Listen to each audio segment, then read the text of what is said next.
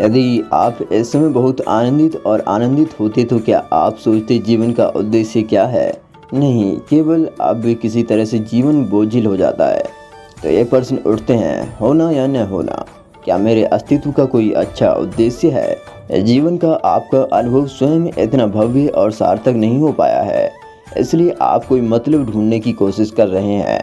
यदि यहाँ बैठना और सांस लेना आपके लिए आनंद में होता तो आप यह सवाल नहीं पूछते, जीवन का उद्देश्य क्या है? तो इससे पहले कि आप यह प्रश्न पूछें, सबसे महत्वपूर्ण बात है कि आपको इस जीवन को उसकी अधिकतम क्षमता तक बढ़ाना सीखना होगा।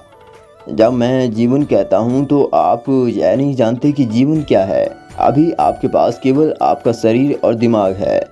उन्हें जितना हो सके उतना सुखद बनाएं।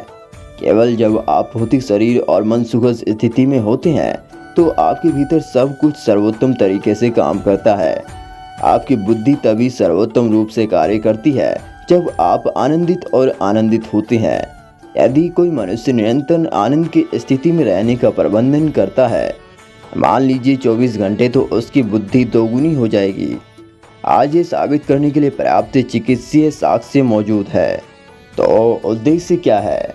यह प्रश्न इसलिए उठता है क्योंकि आपने अस्तित्व की भव्यता का अनुभव नहीं किया है।